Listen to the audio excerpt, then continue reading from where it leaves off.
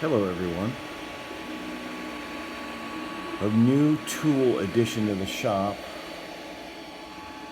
Creality 3D printer. And I am printing parts for my CNC router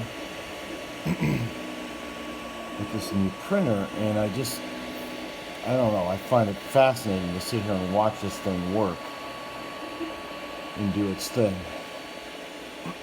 Pretty amazing. Thought I'd share. If you're wondering what I'm printing, this is the side to a case that holds the mini controller for the CNC router. So there's three pieces, the main body and then two sides. This is the right hand side. And it's been printing for 3 hours and 7 minutes.